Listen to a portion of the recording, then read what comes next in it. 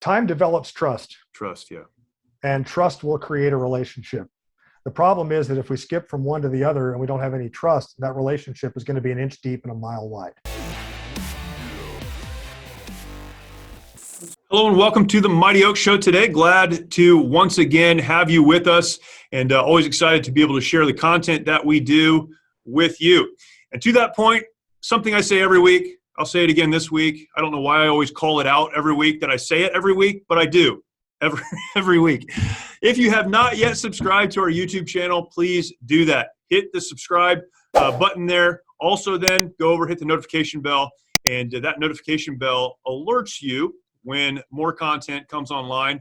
And on the Mighty Oaks Foundation channel on YouTube, we are constantly putting out new content. This show, we have other shows, and we try to gear the totality of what we produce there for everyone in the family. So we've got testimonials, we've got a show for couples, we've got a lot of things going on there. So please check that out. If you have not yet subscribed, subscribe, hit the notification bell, share this content out, leave us a comment. We'd love to communicate with you there. And again, just very glad to have you with us. For those that are listening to the podcast or listening over at Mojo 50 Radio, again, thank you for doing that. Man, awesome to have you with us. And I would encourage you as well, take some time, go to YouTube and check out the Mighty Oaks Foundation. Today, I have a great guest with us. And this is someone we just met online, virtually, right here. But I think we are very unified in our approach to what we're doing, and looking forward to talking to David Dusek. David is an author, frequent speaker, both on the ministry side to church groups and so forth, as well as to the military. And excited to talk. David, thank you for joining us all the way from Florida. Hey, Jeremy. It's technology makes so much possible. It's funny, when we started doing this show, we were pretty committed to only in-person guests because that's the only way people will listen to content. But now everything, including regular news, is virtual. So it's awesome. We get to spend time together with folks from all over the country. David, thank you for taking some time to talk to us. Let's start the very beginning of your bio. It says, David did not grow up in a Christian home, but came to a relationship with Christ later in life. Before we get into the book and some of the issues that you deal with and that you address, can you give us maybe your story of faith, how you came into an understanding of your need for a Savior and what that looked like in your life? Well, that is a great question, and I'll try and Reader's Digest condensed version of it as best I can. Grew up in a non-Christian home. Grew up in a non-Christian home, and did, as a matter of fact, I had a lot of kids growing up that told me I needed Jesus, and I had no idea what that even meant. Right. Right. And you don't really know how much you need Jesus until Jesus is all you've got. And I didn't have a gentle leading to the Lord at some youth rally. I had a head-on collision with the cross. I lost everything. I met the Lord after my marriage imploded, lost my 2 small children and my house in Tampa. I now live in Sarasota, which is 30 clicks south, but I met the Lord at the top of the Sunshine Skyway Bridge, which goes over Tampa Bay from St. Petersburg to Bradenton, which is just north of me, and it's historically a jumper bridge. They've got crisis intervention phones, and as I drove over the top, I wasn't a jumper. I was heartbroken, and I cried out to God, "If you're there, this would be a great time to show up." And every hair on my arm stood up, and I drove down the other side saved. I mean, just one side of the bridge to the other. I was baptized several weeks later in the Gulf of Mexico, and I was in ministry probably 3 years later. And one of the coolest parts of what I do is I travel about 120 days a year, and every time I have to go to the airport to fly anywhere, I have to go over the same bridge to get to the airport. So God kind of reminds me. I had a true, I guess, Saul to Paul type of a conversion experience. It was not gentle. It was catastrophic. And I think that's kind of how God meets a lot of guys like me, stubborn, bullheaded, do it my own way types. He had to break me before I found him. Why at that moment, on that bridge, did you cry out to God? Why did you not say, I need to try harder, or there's no hope? Or why was that your response to what you were dealing with? I had nothing. I mean, I literally had my car and the stuff in the back, and I had spent all of these years prior to that buying a pool home in Florida and managing a relatively large business. And I lost all of that all simultaneously. And I think it was just that at that moment, it was all that I knew to do. And it's crazy to think that, we're all built with a God spot. We have a creator. We have a creator, whether we acknowledge him or not. And at that moment, that was my default. It was all I knew how to do, was just cry out to this God who I'd never met. The reason that it was the bridge is it was the highest point in Florida I could think of. And I figure I wouldn't be any closer to God in Florida than at the top of the bridge. So that was why the bridge moment was a crossing over for me in more ways than one. What did you do after that? You ended up in ministry 3 years later, but what was your kind of response to that, or the path to ministry on the other side of that? Well, I jettisoned a 22-year career in landscape design build and ended up going to work in real estate, because that's pretty much what everybody does in Florida. And right. I ended up getting connected to a builder who ultimately became my best friend and one of the guys that sits on my board of directors at the ministry. And he's my battle. I mean, he supports me, encourages me, calls me out when I'm doing something dumb. And I kind of put my marriage, spiritual life, everything in this dude's hands. I knew he was a believer because he had crosses all over his office when he interviewed me. And I thought, this is where I need to be. Right. And I grew in my faith working for him. And then there was a day where I felt called to minister specifically to men. And I sat down with him at breakfast and I said, I got to quit. And he said, I know you've got to quit. I've been waiting. I've been waiting for you to say, I got to go. And he springboarded me into ministry and haven't looked back since. That was in 2007. So we've been at this for a while now. Wow. There's a lot of questions. Fire away, man. Yeah. Let's just talk about the men's ministry then. When you talk about ministering to men, this is a very unique area. So I'll start with this. Why do you think that it's important to focus on men in a ministry setting or in a lot of other settings? You've spoken at Promise Keepers events. You've spoken at church, men's conferences and other men's events. You speak to the military, which is not all male, but primarily in particularly some of the units that you've spoken to, it is predominantly male. Why is it important from your perspective to focus on men as you minister to them? Well, just to call it out like it is, I mean, men have been ordained, whether we pick up the mantle of leadership or not, we've been ordained as the spiritual leader of our marriage and our family and our home, the community, the marketplace, the world, the church, you name it. Most of us, or a lot of us, even myself included, in seasons have kind of abdicated that position, and other people have picked it up, whether it's my wife sometimes when I'm down or whatever. I focus on men because if you get a man right, then you have marriages right, families right, the church right. Get a man to lead his family to church. Statistically, they say 93% of the families will come with him if the man is the first one to step foot in a church. Whereas I think it's 4% for the youth and 17% if mom is the one that goes and leads the family into church. So there's just the return on investment on men is just so powerful. And from the church standpoint, strong men mean fewer middle of the night marriage distress calls, fewer prodigal kids, higher tithing, greater attendance. So really the focus on men is because that's who God tapped as the point man. Yeah. And that's why obviously I'm a guy, so yeah, right. I'm a subject expert on one thing. I'm a guy, so right. It helps. But yeah, that's and men are different to reach. Women, my wife does a Bible study with 25 other women, and they're as transparent as a sheet of glass. Right. Whenever there's anything bothering them, they'll just spill it. Right. We don't,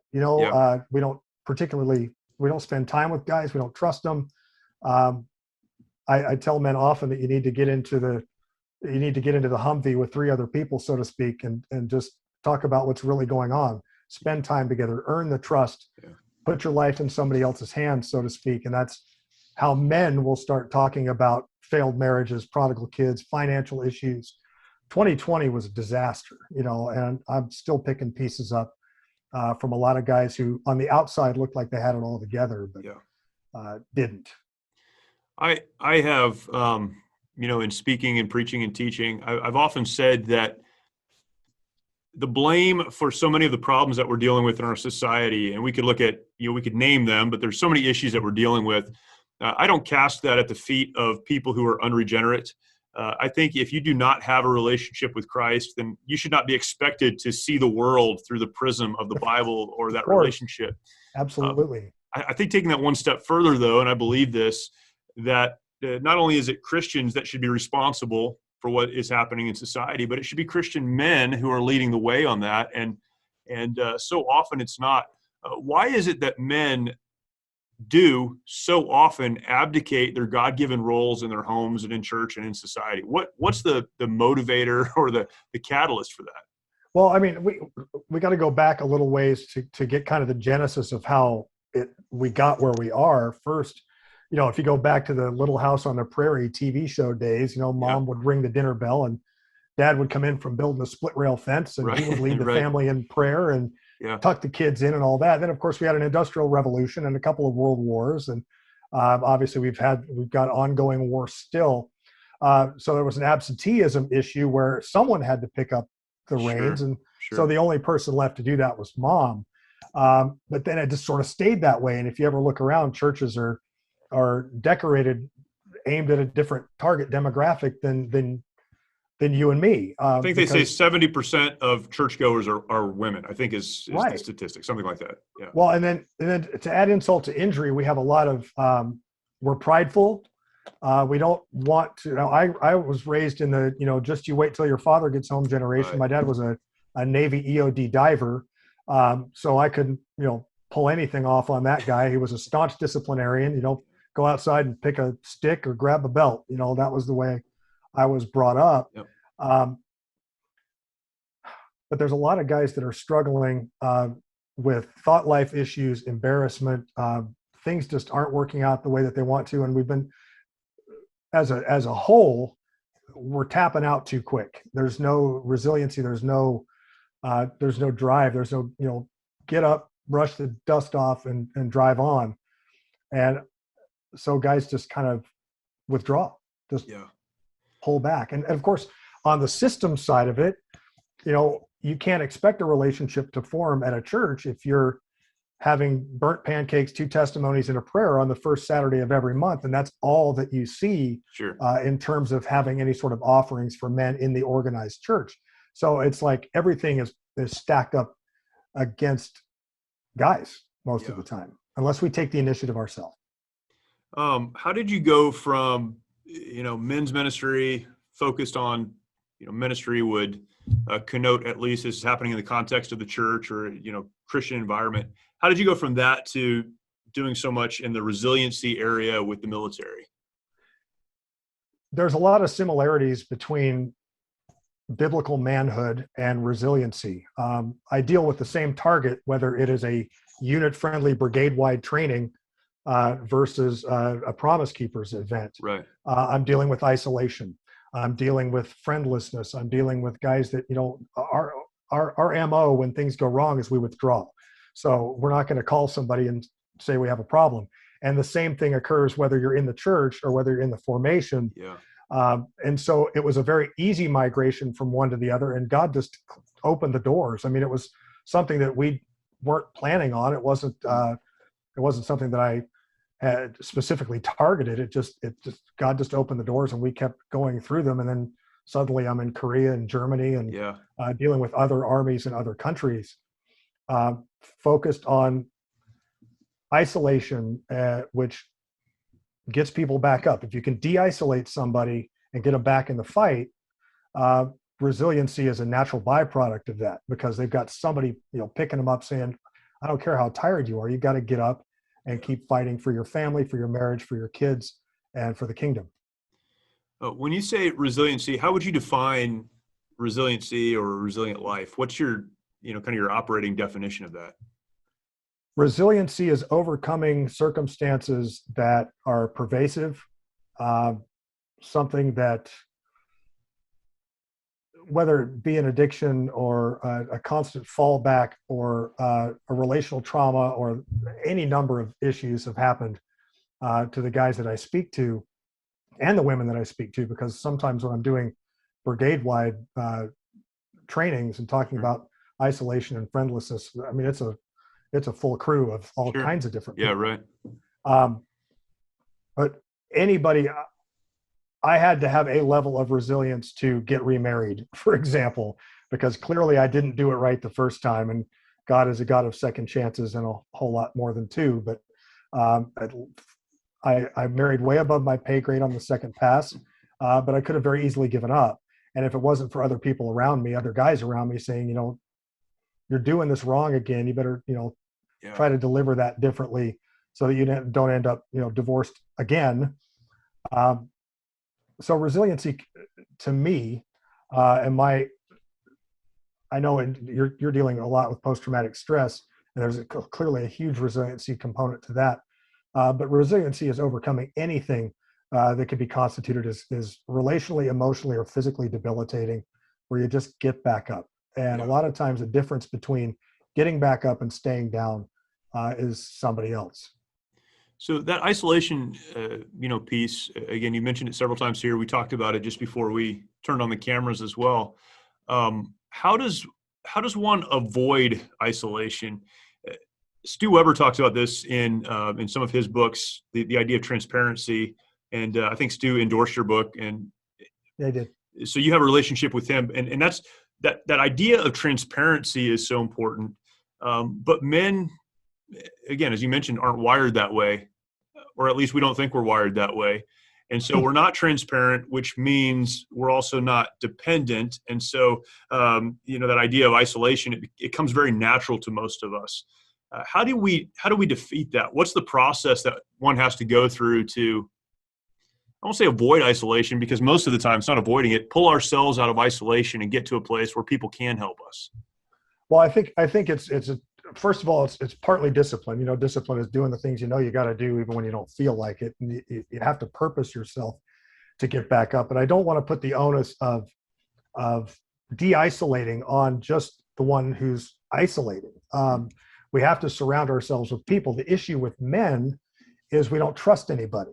Right. And I've got kind of this algorithm that I've built where I say time develops trust, trust creates a relationship. If I don't spend time with you, we're going to talk about the Florida Gators all day long because that's my team. Yeah.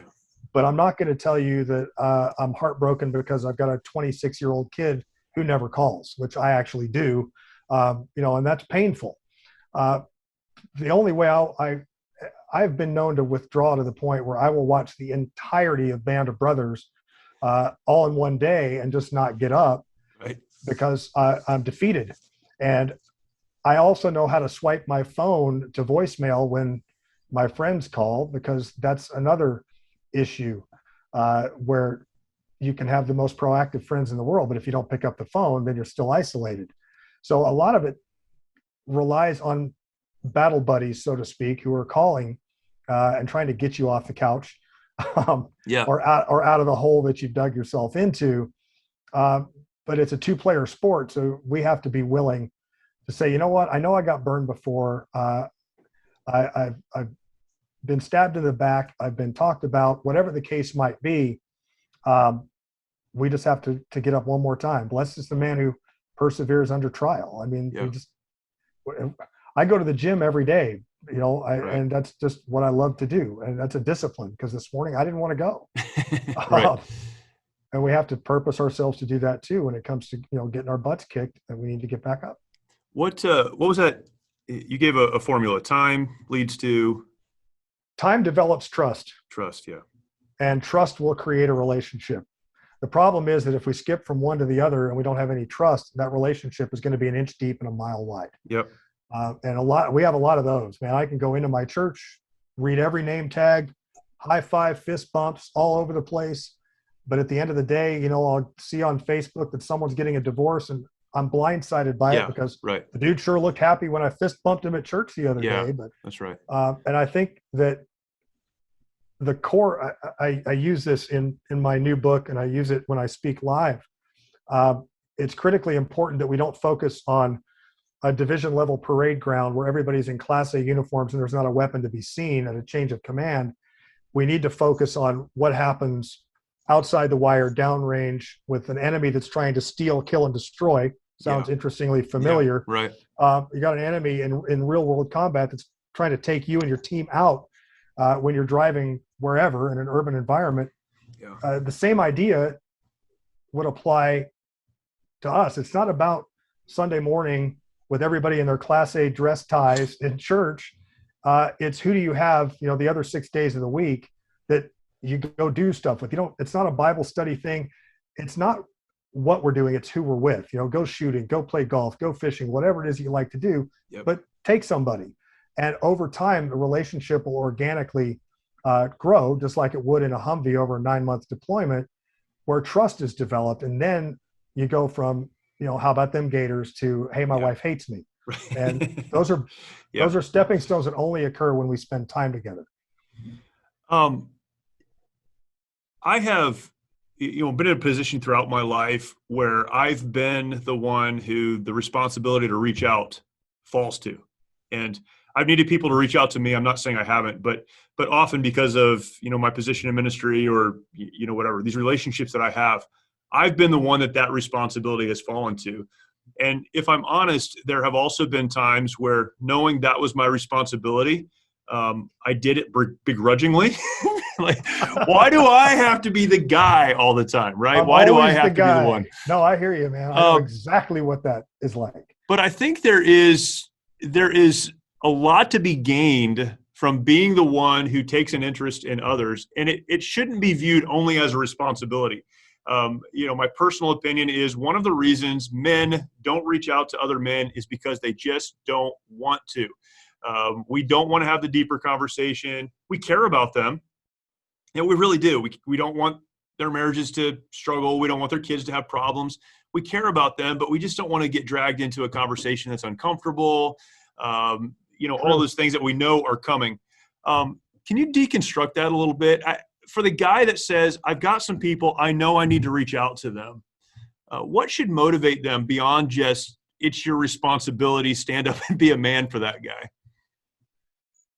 Well, I am that guy. I know exactly what you're talking about because I've got this, my significantly smarter half who's currently downstairs will say, hey, have you reached out to? And she's got like a honey-do list of people that I haven't heard from. I have that conversation often in my house. As if she knows I haven't heard from, or hey, we haven't heard from that guy. You should reach out to him. And I know what I'm going to get because I have one buddy of mine who is a recurring addict. Addiction is a cycle. It's a spirit. It needs to be, dealt with both physically and from a spiritual perspective. And so he goes off to rehab, comes back, falls into the same cycle. Why? Because he sits in his house alone and doesn't connect to anybody. And she'll say, you need to call him and see how he's doing. Yeah. And there's times just like you, Jeremy, where it's like, really, maybe it's my turn to just like shut down. Right. Because I know exactly what I'm going to get. And what's worse is he won't listen to anything. I got some gems, bro, that I have dropped on this guy. And it's like, man, that was really good. That'll preach, Right. I mean, even in the real world, that'll preach.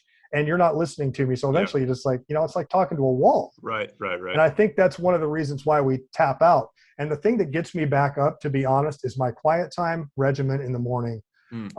When I read, when I spend time in the Word, suddenly it isn't about me anymore. And then I do it for him, and I'm not doing it for the addict. Then I'm doing it not because my wife is telling me I need to check up on somebody, because I want to do what Jesus did, which is not just care about somebody, but actually do something about it. And I've learned through the pandemic, if anything, with a tremendous tribe of supporters, 90% of our income comes from me speaking and back of room book sales, neither one of which we've had since March of last year. Right. And our partners came through in a big way. And I thought I trusted God with our finances until I knew no way to survive. And we did. And people treating me that way made it all the more paramount for me to reciprocate. Now, I don't have a wide open checkbook like some of these partners do, but there are things I can bring to the table as part of the body of Christ that'll drag somebody off the battlefield that's given up, not because I have to, but because I get to, because it's a way to bless somebody. Yeah. And at the end of the day, nothing matters except well done, good and faithful servant. You know, I'm 55 years old. I'm acutely aware of my own expiration date. So I'm doing everything I can out of love for other people, even when I don't feel like doing it, because I know I'm going to get the same line every time I call. Yeah, man, that's great. You talk about the regimen in the morning, your time with the Lord. That perspective is so important, but a lot of people don't have it because it's kind of a hit and miss thing. What does that regimen look like for you when you talk about, you know, this is my meeting time every day. This is what gives me the right perspective to do what God's called me to do. Well, it's been a number of years now, and I've changed it up a little bit. I used to be proud of doing the through the Bible in a year plan, but then Right. it got to the point where I'm like, check that bad boy off. Right. I just did my 4.33 chapters for the day. I'm tracking for 31 December, and suddenly it's no longer a discipline. It's a foot race, you know, and it's like I'm just doing it to do it. So then I ended up adhering more to what it's actually something I learned from monks called Lectio Divina prayer, which is you take one verse and you start drilling down, because with God sometimes less is more. He'll direct you right where you need to be. So right now my routine is up at 05:30. I hit the couch. My wife loves it because she says it's like I'm on a watchtower, making sure the family's safe. And I spend time right now. I'm just going through all the epistles. So, and just a chapter a day. I meditate on it. I've got a massive prayer list that, honestly, sometimes I shirk my duty. I get to about 20% and go, God, you know, this is the same phone call I had yesterday. You know, you already know. And a lot of it's just silence, because I'm type AAA going 100 miles an hour, high speed, low drag. Yeah. And I need to shut down. But so it's funny. It's almost ironic. I get up in the morning to shut down, and it sets the op tempo for the rest of the day when I start with God first. Yeah.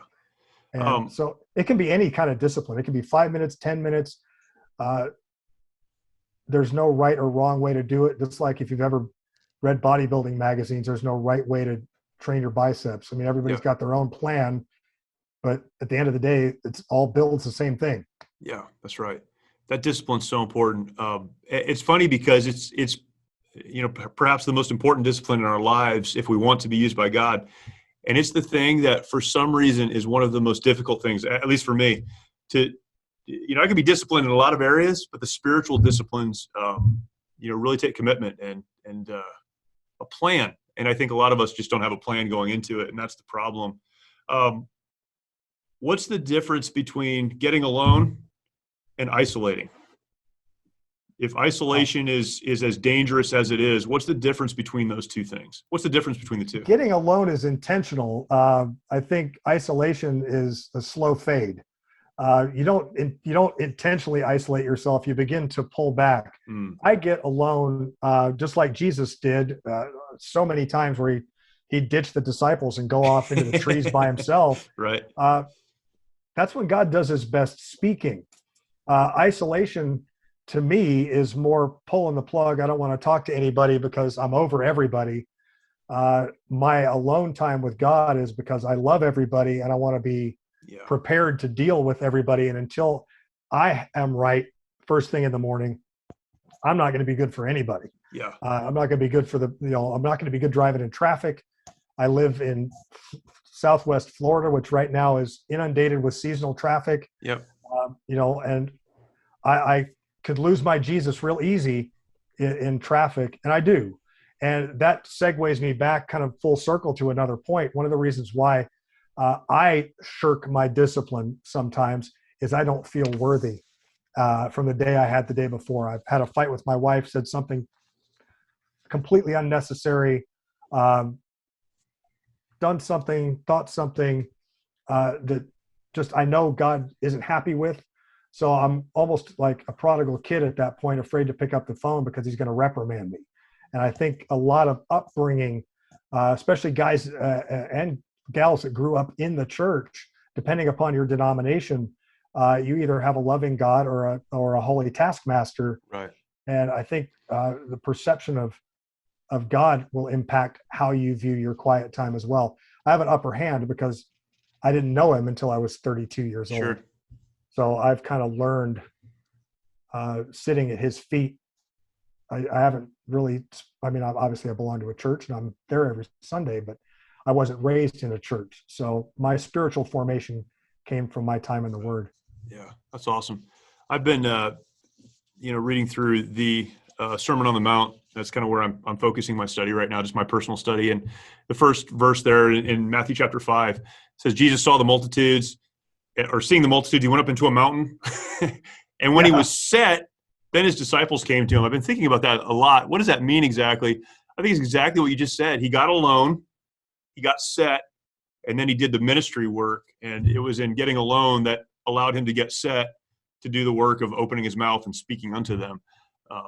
Man, that's awesome. Yeah, that's great. Oh, it's hard to love people when you haven't sat at the feet of Jesus in Right. the morning. I mean, that's the truth. Yeah.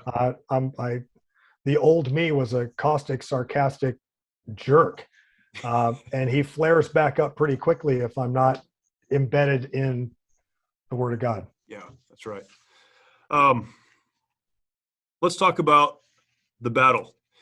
Tactics for Biblical Manhood Learned from the 7th Cavalry in Vietnam. This is your new book. Forward by General Boykin, who our audience would know. He's been on our show a couple of times and sits on our board of advisors. Incredible man, but an incredible military history as well.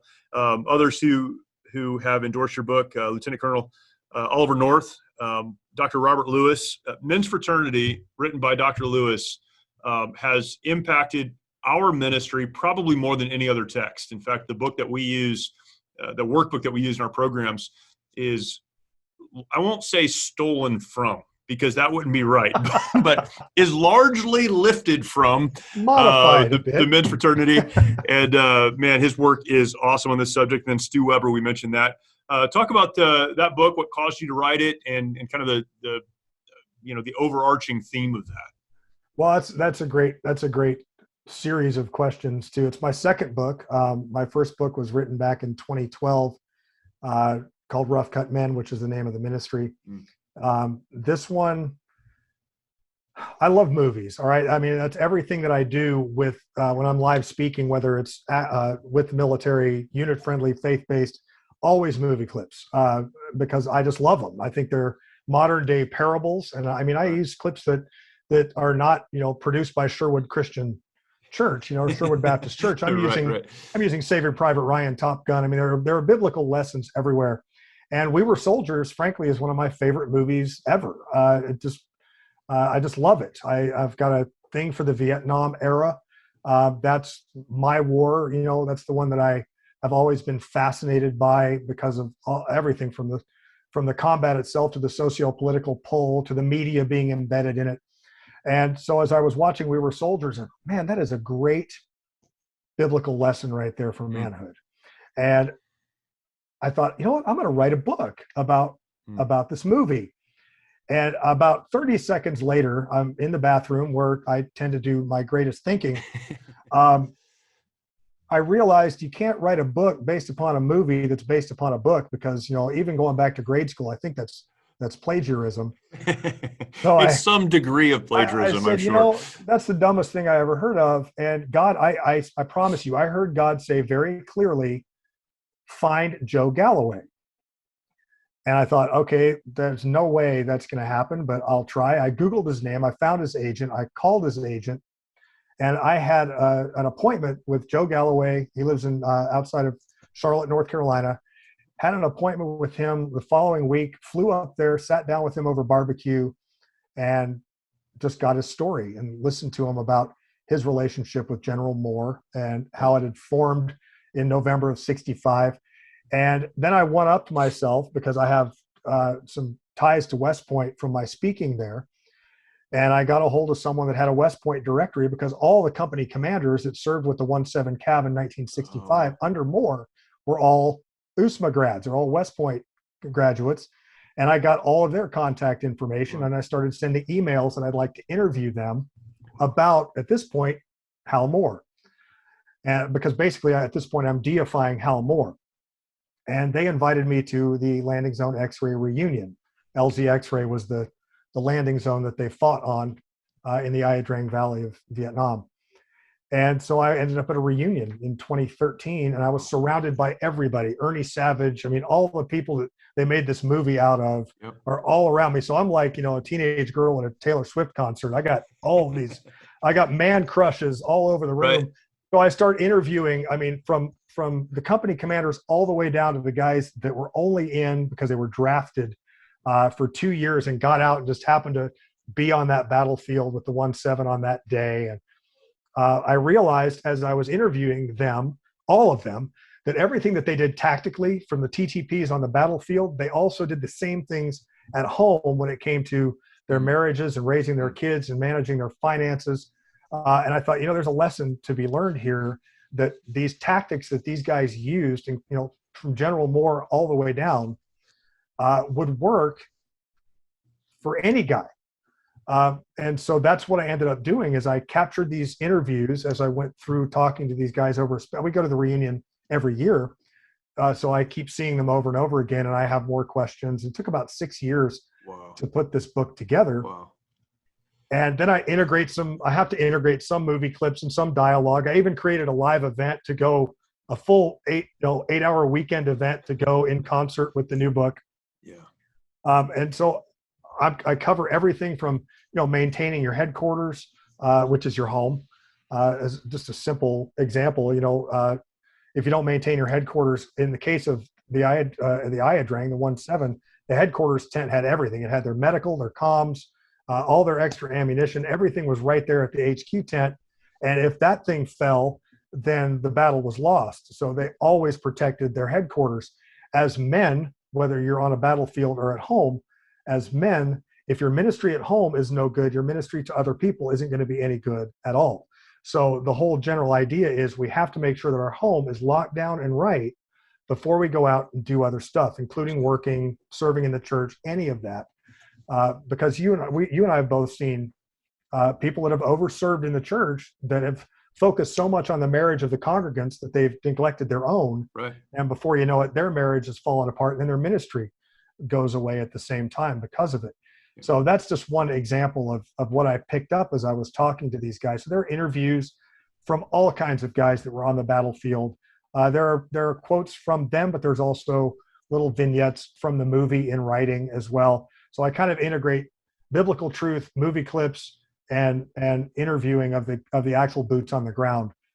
And then there's a 21-day Devo at the end of it, because to our point in our earlier discussion, one of the easiest ways to form a habit is to spend 21 days doing it. So I created a 21-day, little 2 pages at a time morning Devo that guys can do to form the habit of sitting at the feet of Jesus for 3 weeks. And then once that happens, then it's autopilot after that.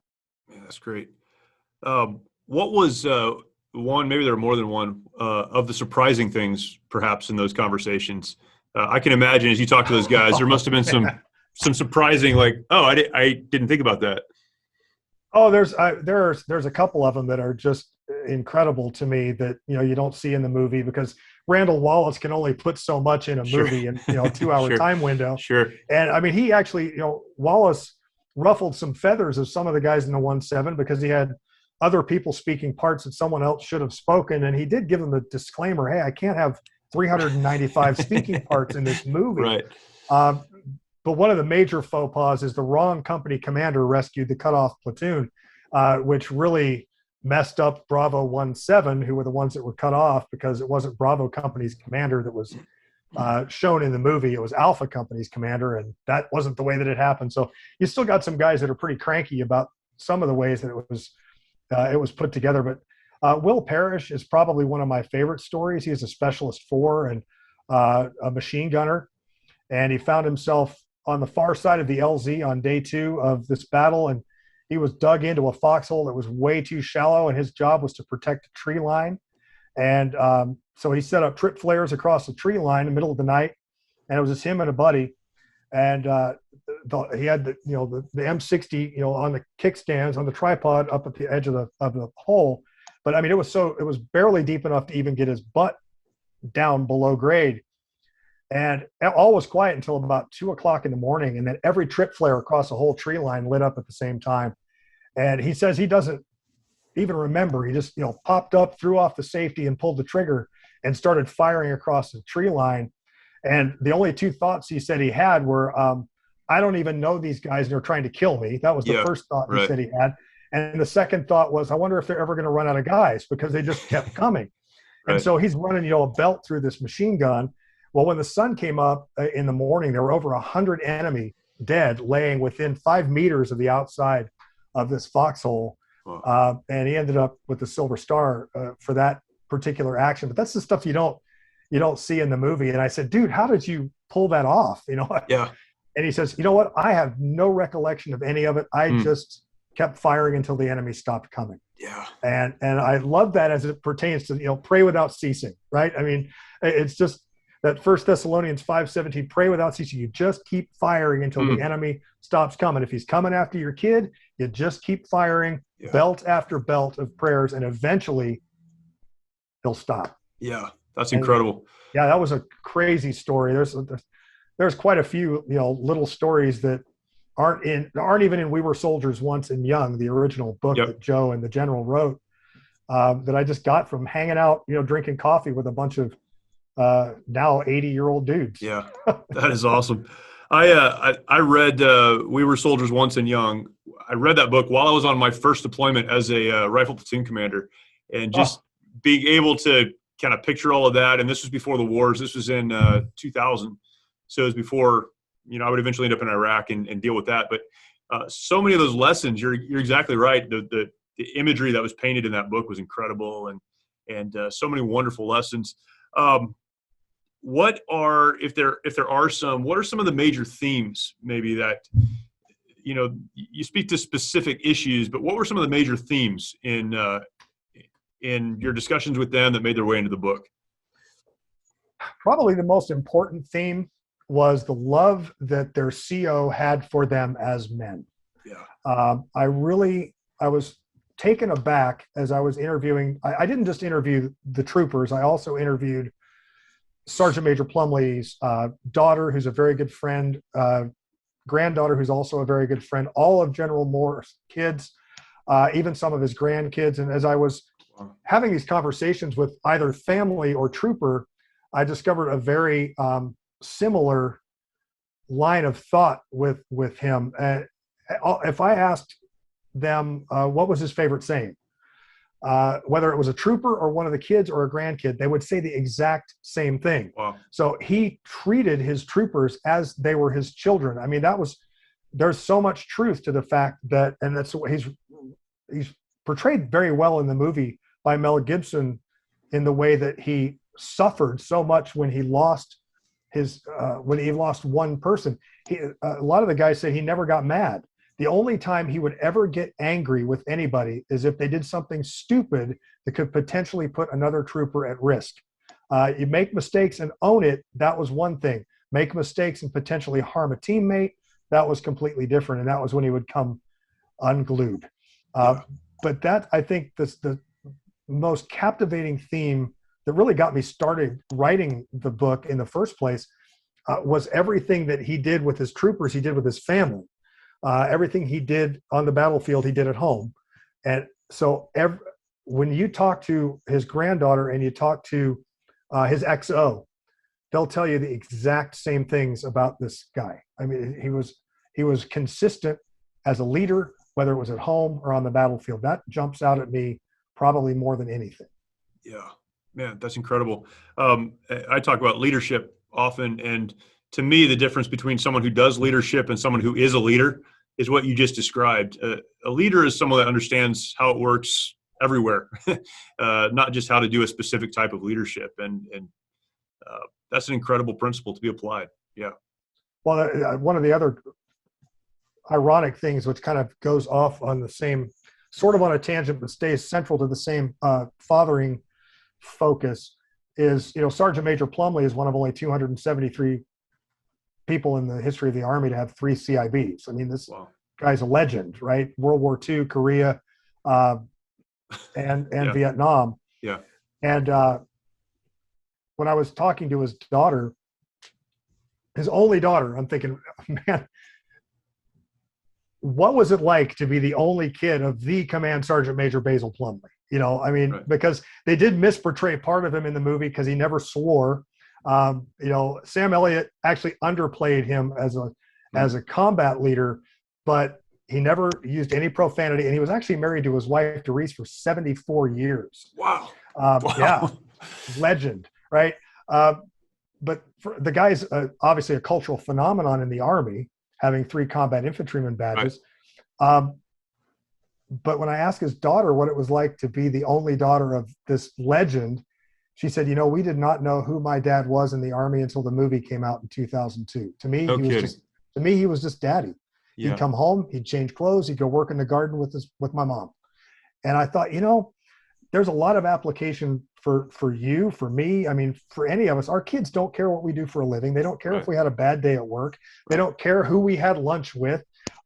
All they want is us, And I think we forget that our identity becomes what we do, not who we are. And our real identity, our legacy, is locked up under the roof of our own home. When we're gone and they put us in the dirt or in an urn on a shelf, the only thing that's going to be left is what our family's going to be saying about us. And what an incredible illustration. That's amazing.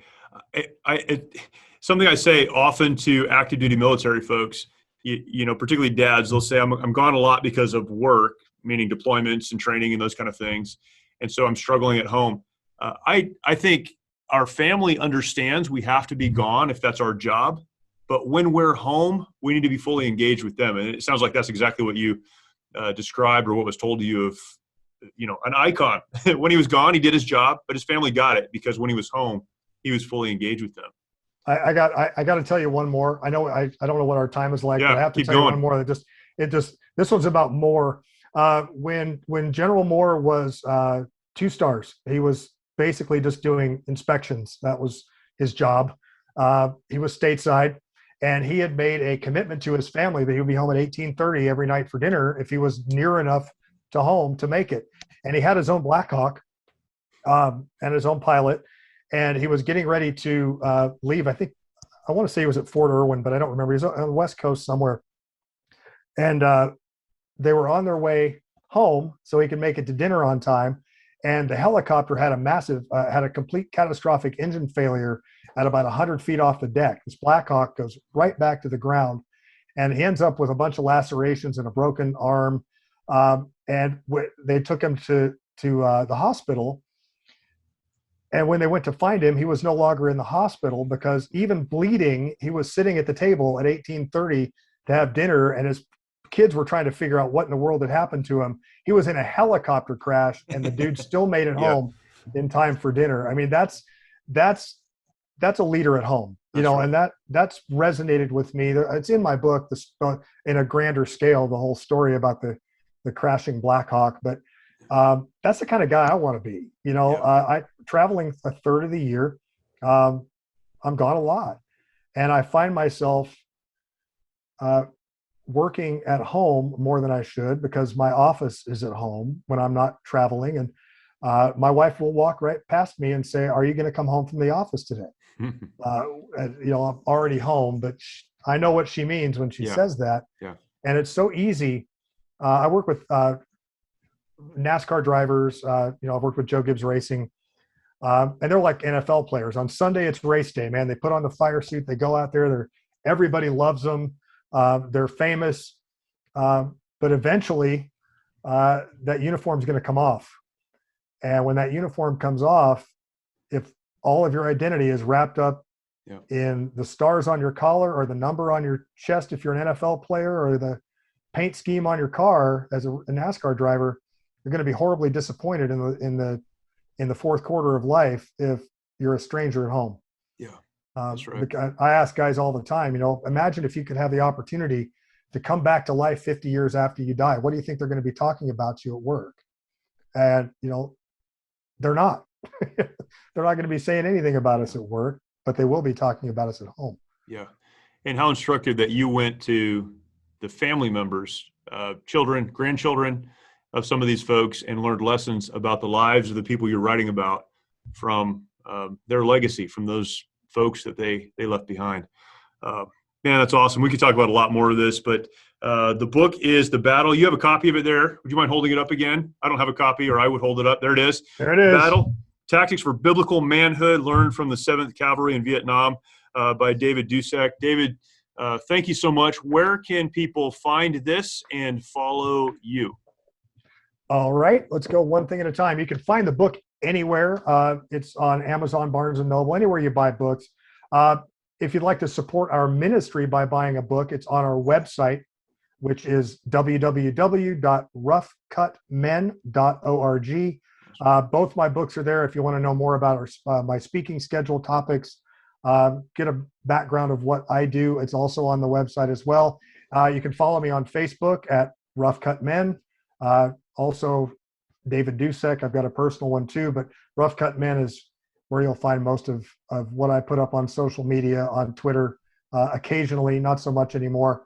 Right. Facebook is kind of my base of operations for posting memes. I create movie memes using scripture. So if you know somebody that you'd love to kind of covertly introduce to scripture by showing them a scene from Gladiator, or something. All those memes and stuff are on the Facebook page. So. I will be checking that out. I will go there right now, actually. Yeah, man. like it, share it. Because I put up 5 posts a day, and I got movie stuff. And I'm an encourager. That's my role in the kingdom. I'm not a preacher. I'm definitely don't have a pastor's heart. I'm an introverted extrovert, but I'm an equipper, and I'm the guy that will point and say, "See that hill? Let's go take it." So if you need a speaker and you don't want someone to wax poetic exegetically over Paul's epistles in the original Greek, that would definitely not be me. But I'm a guy who just rallies men for the cause, our families, our marriages, the community, and the world. That's awesome. David, thank you so much, man. I really, really appreciate your time. Jeremy, thanks so much for having me, man. For sure. Go buy the book. Those of you that are watching or listening, go buy the book. Get it. There's a work study or a workbook in the back, 21-day study. I know how to say it. 21-day study in the back that you can go through. Get it for someone that you know. One of the most powerful things I think we've done as an organization is produce content in book form that you can give to someone who is struggling, that may not want to talk anymore. Give them a book, and this would be one of those great ones. Thank you for watching. Thank you for listening. We will talk to you next time.